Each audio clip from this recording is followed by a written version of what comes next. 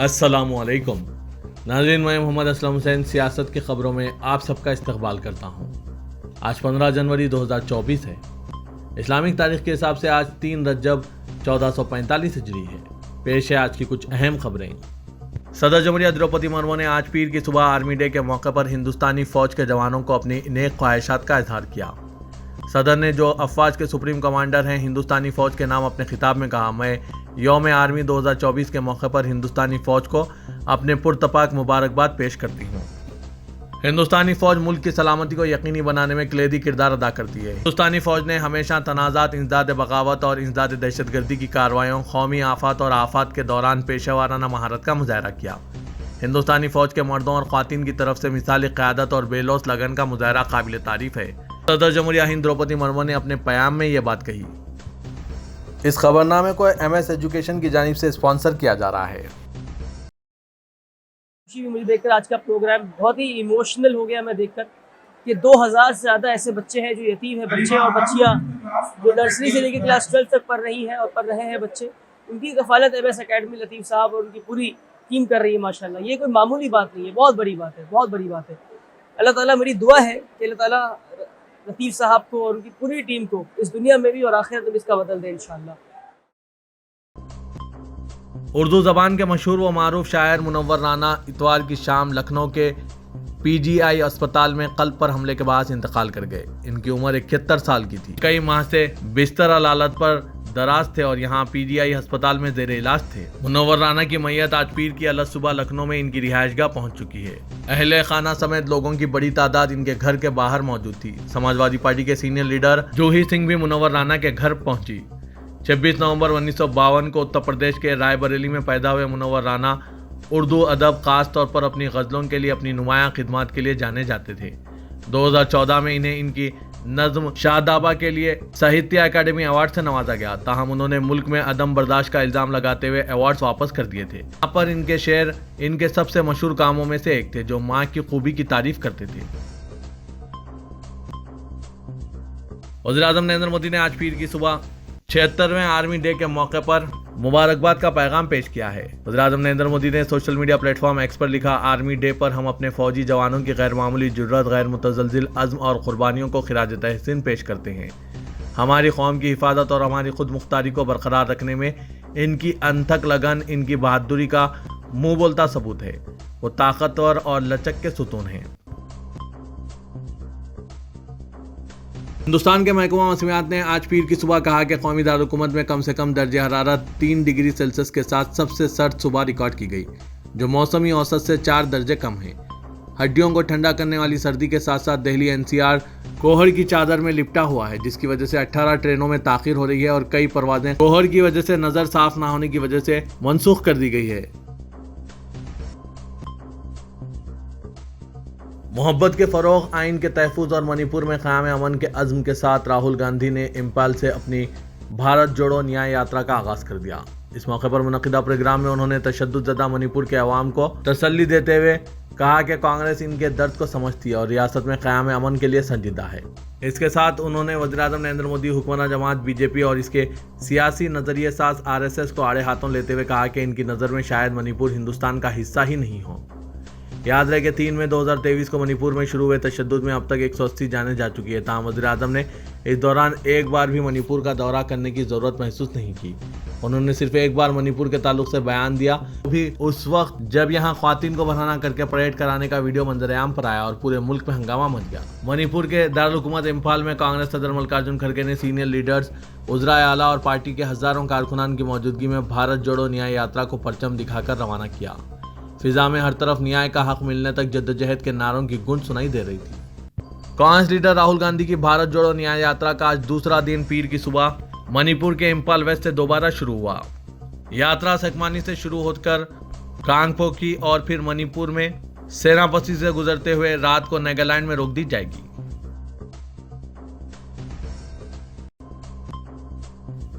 एक तरफ अयोध्या में राम मंदिर के इफ्तिताह के जश्न में पूरे मुल्क के सरकारी इदारे भी शामिल हैं।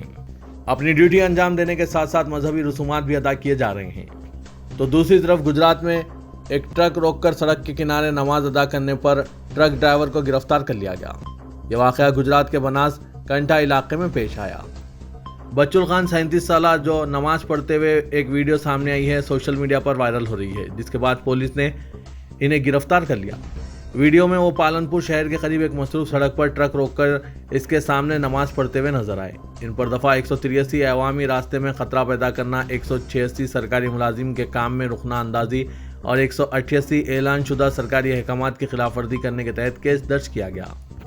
जबकि दूसरी तरफ सरकारी इदारों में मजहबी रसूमात बखूबी अंजाम दिए जा रहे हैं, इन्हें कोई पूछने वाला नहीं है।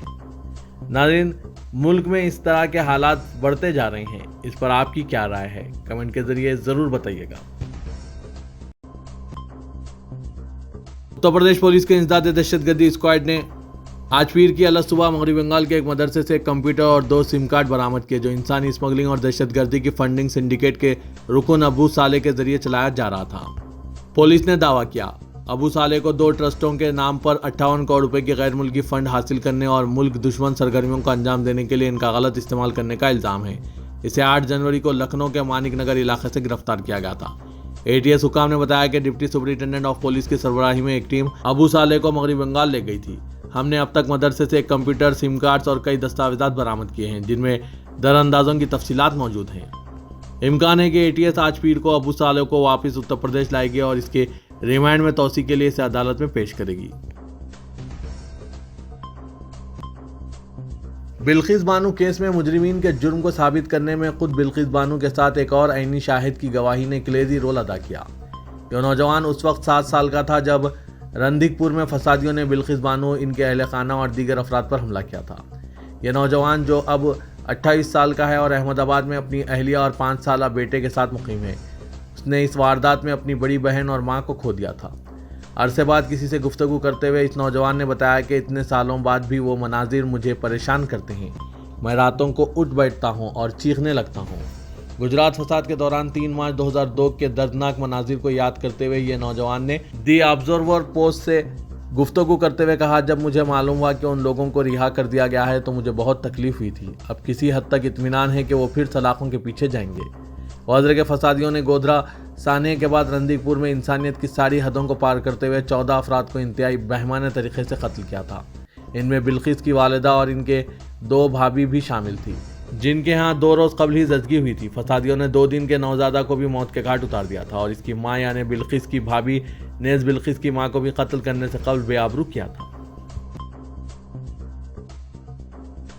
सिखों के सबसे आला इदारे अकाल तख्त के जत्थेदार रघुबीर सिंह ने राम मंदिर की इफ्तिताई तकरीब में शिरकत से इनकार कर दिया।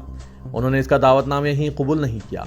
शिरोमणि गुरुद्वारा प्रबंधक कमेटी के सीनियर एहलकार अंग्रेज सिंह और अकाल तख्त सेक्रेटरीट ने इसकी तस्दीक की है। ताहम जत्थेदार रघुबीर सिंह के मीडिया सरबराह तिलविंदर सिंह ने अभी तस्दीक करने से गुरेज किया और कहा कि अभी तक इस मामले में ऑफिशियल तौर पर कुछ नहीं कहा जा सकता।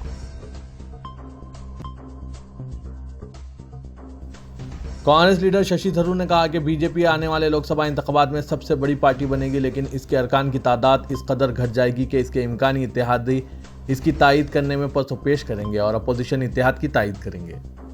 अपोजिशन इत्तेहाद इंडिया के बारे में इज़हार ख्याल करते हुए उन्होंने कहा कि हिंदुस्तान एक सेक्युलर मुल्क है और एक ऐसी सूरत हाल के साथ रहने के लिए तैयार है जहाँ 100% रियासतों में 100% इत्तेफाक नहीं होगा। वो केरला ओबी फेस्टिवल में खिताब कर रहे थे। कांग्रेस कायद राहुल गांधी की मणिपुर से भारत जोड़ो न्याय यात्रा के आगाज़ के मौके पर मुल्क की मुख्तलिफ रियासतों से ताल्लुक़ रखने वाले कायदीन ने शिरकत करते हुए अपनी मुकम्मल तायीद का यकीन दिलाया है। रियासतों में प्रदेश कांग्रेस के सुदूर CLP लीडर्स के अलावा सीनियर कायदीन राहुल गांधी के हमरा काफिले में नई दिल्ली से मणिपुर पहुंचे। वज़ीर आला तेलंगाना ए Revanth Reddy, deputy chief minister Bhatti Vikramarka, तशहीरी कमेटी के सदर नशीन मधु याचकीगौड़, आंध्र प्रदेश कांग्रेस कमेटी सदर रुद्रा राजू पद्मा राजू के अलावा हाल ही में कांग्रेस में शमूलियत इख्तियार करने वाली YSR शर्मिला ने नई दिल्ली से मणिपुर पहुंचकर यात्रा से इजहार एकानगत किया। रेवंत रेड्डी और YS शर्मिला ने सोशल मीडिया में अपनी तस्वीर अपलोड की है। YSR तेलंगाना पार्टी के कांग्रेस में इंजमाम के बाद YS शर्मिला कांग्रेस के किसी प्रोग्राम में पहली बार शरीक हुई। इस मौके पर रेवंत रेड्डी ने मीडिया के नुमाइंदों से बात करते हुए कहा कि कांग्रेस मुल्क में बरसर इख्तिदार आएगी और मुल्क के अवाम तब्दीली चाहते हैं। मोदी हुकूमत को इख्तिदार से बेदखल करने कौमी सतह पर इंडिया इत्तेहाद में मजलिस बचाओ तहरीक को शामिल कर हैदराबाद लोकसभा नशिस्त MBT के लिए छोड़ने का फैसला किया गया है। सरकर्दा तेलुगु अखबार की खबर के मुताबिक मजलिस बचाओ तहरीक तेलंगाना से अपोजिशन इत्तेहाद इंडिया का हिस्सा बनेगी और लोकसभा इंतखाबात में तर्जुमान अमजदुल्ला खान खालिद को इत्तेहाद के उम्मीदवार के तौर पर पेश किया जाएगा। रिपोर्ट के मुताबिक इंडिया इत्तेहाद में शामिल जमातों से तमाम उमूर का जायजा लेने के साथ आम इंतखाबात में हैदराबाद से मुकाबले के लिए तहरीक से बातचीत का जायजा लिया जा रहा है। कहा जा रहा है कि इत्तेहाद की जमातों ने तेलंगाना इंतखाबात में हैदराबाद के हल्क़े-जात असम्बली में मजलिस के मौक़िफ़ और दीगर जमातों को मिलने वाले वोट का जायजा लेने के बाद गौर शुरू कर दिया है कि हैदराबाद से मजलिस को सख्त मुकाबला देने तहरीक को इत्तेहाद में शामिल किया जाए। ज़राए के मुताबिक मजलिस की ताकत को कमज़ोर करने और बीजेपी को रोकने की तैयारी की जा चुकी है और मजलिस बचाओ तहरीक को इत्तेहाद का हिस्सा बनाने पर गौर किया जा रहा है। बताया जा रहा है कि कांग्रेस की इंतखाबी हिकमत अमली तैयार करने वालों ने हैदराबाद के हल्क़े-जात असम्बली में मुखालिफ मजलिस रुझानात का जायज़ा लेने के अलावा मजलिसी क़यादत के मुतालिक अवाम में बदज़नी और असम्बली इंतखाबात में वोटिंग के फ़ीसद में गिरावट को देखते हुए सिफारिश की गई है कि मजलिस बचाओ तहरीक को इंडिया इत्तेहाद का हिस्सा बनाकर अमजदुल्ला खान खालिद को इत्तेहाद के उम्मीदवार के तौर पर पेश किया जाए।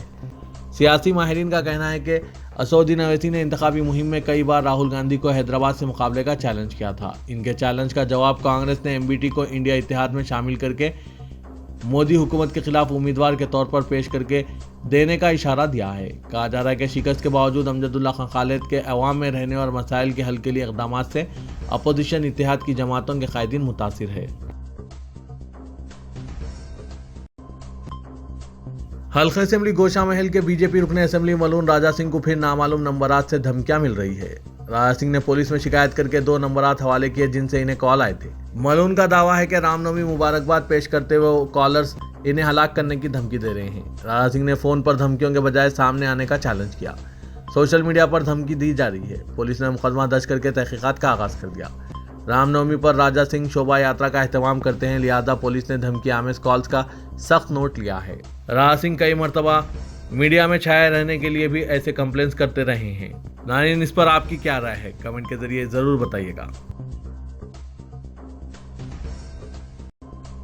तेलंगाना के वज़ीर आला रेवंत रेड्डी और वफ्द बशमुल वजीर IT श्रीधर बाबू इतवार की शाम स्विट्ज़रलैंड के डावोस के लिए रवाना हो गए, जहां वो 15 था 19 जनवरी हो रहे आलमी मुआशी फोरम के सालाना इजलास में शिरकत कर रहे हैं। तेलंगाना की तश्कील के बाद पहली मरतबा चीफ मिनिस्टर सरकारी वफ्द की क़यादत कर रहे हैं। प्रिंसिपल सेक्रेटरी बराए चीफ मिनिस्टर भी इस वफ्द का हिस्सा है। आलमी मुआशी फोरम एक सरकर्दा बैनुल-अक़वामी प्लेटफार्म है जहाँ पर सरकारी नुमाइंदे, आलमी CEOs, मुख्तलिफ सनतों की सरकर्दा शख्सियात और दीगर अफराद आलमी मसाइल की यकसुई के लिए इश्तराक के जज्बे सरकारी इंडस्ट्री के एजेंडे को शक्ल देने के लिए मुलाकात करते हैं। आलमी मुआशी फोरम एक वाहिद प्लेटफार्म है जिसमें हर साल तकरीबन 3000 मंदोबीन हिस्सा लेते हैं। इनमें हुकूमतों के 100 नुमाइंदे, 1000 आलमी कंपनियों के नुमाइंदे, तमाम सरकर्दा बैनुल-अक़वामी इदारे, NGOs और मीडिया के नुमाइंदे भी शामिल हैं। अहदेदारों के मुताबिक ये हिंदुस्तान और बैनुल मुमालिक की सरकर्दा सनतों के जिम्मेदारों के साथ मुलाकात, तबादला ख्याल, नई हुकूमत के विजन और तरजीहात की तफसीलात का एक अहम जरिया होगा। सदर कुल हिंद मजलिस इत्तेहादुल मुस्लिमीन और रुकने पार्लियामेंट हैदराबाद असदुद्दीन ओवैसी ने कहा कि मुसलमान अपनी औलाद और अपने आने वाले नस्ल के दिलो दिमाग में अल्लाह के रसूल सल्लल्लाहु अलैहि वसल्लम की मोहब्बत को डालें। अपनी औलाद और आने वाली नस्ल की फितनों के दौर में हिफाजत करें। अल्लाह के घरों यानी मसाजिद की हिफाजत करें। दीनी मदरसों की हिफाजत करें क्योंकि ये इस्लाम के खिले हैं। मसाजिद की हिफाजत करें क्योंकि हुक्मरान ये चाहते हैं कि मसाजिद को गैर आबाद कर दिया जाए और इनकी अहमियत को कम कर दिया जाए। मुसलमानों को इस्लाम से दूर कर दिया जाए। ये लोग मसाजिद से अजानों को ख़त्म करना चाहते हैं, इसलिए अपनी नई नस्ल को अपने साथ मस्जिद ले जाएं, तभी हम और हमारी आने वाली नस्लें दोनों जहां में कामयाब व कामरान हो सकती हैं। असदुद्दीन ओवैसी सदर मजलिस ने किंग्स पैलेस, गुड्डी मलकापुर में मदरसा अल हुमूमी बाग़ आमा व जामे फारूकिया पहाड़ी शरीफ के 33 तलबा के तकमील हिफ्ज़ कुरान ज़िमन में मुनक़िदा तकरीब से खिताब करते हुए इन ख्यालात का इजहार किया। रात देर गए कारोबारी सरगर्मियों, होटल्स और पान शॉप्स के खिलाफ सिटी पुलिस ने सख्त कार्रवाई का फैसला कर लिया है। शहर हैदराबाद के साउथ वेस्ट जोन में कारोबारी सरगर्मियों के खिलाफ सख्त कार्रवाई की पुलिस की जानिब से मनसूबाबंदी की जा रही है और फौरी असर के साथ सख्ती से अमलावरी का फैसला कर लिया गया। इस सिलसिले में additional deputy commissioner of police south west zone Mohammad Ashfaq ने एक सहाफती बयान में होटल्स और पान शॉप्स मालिकीन को सख्त इंतबाह दिया और कहा कि सादा लिबास में पुलिस की जानिब से 12 बजे के बाद कारोबारी सरगर्मियों की खुफिया वीडियोग्राफी की जाएगी। उन्होंने बताया कि सिटी पुलिस कमिश्नर की खुसूसी हिदायत पर इक़दाम किया जा रहा है। कारोबारी सरगर्मियों को जारी रखने वालों के अलावा मुताल्लिक़ा हुदूद के पुलिस स्टेशन हाउस ऑफिसर को भी कार्रवाई का निशाना बनाया जाएगा। और ऐसे अहदेदारों के खिलाफ भी कार्रवाई की जाएगी जो अपने हुदूद में गिरफ्त नहीं रखते। उन्होंने कहा कि पहली मरतबा काउंसलिंग और जुर्माने के अलावा पाबंद मुचल्लिका और फिर जेल रवाना किया जाएगा। इसके अलावा रात 12 बजे के बाद कारोबारी सरगर्मियों को जारी रखने वालों के लाइसेंस मनसूख करने के इक़दाम किए जाएंगे और इलाके में किसी भी किस्म के जुर्म और कत्ल की वारदात पर इन होटल मालिकीन को भी मुकदमे में शामिल किया जाएगा।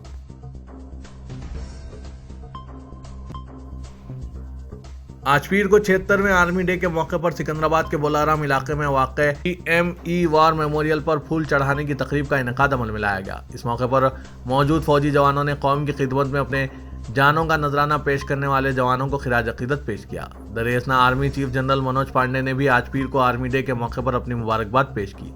फौजियों से अपने खिताब में जनरल मनोज पांडे ने इन फौजियों को खिराज अकीदत पेश किया जिन्होंने कौम के लिए अपनी जानें कुर्बान की।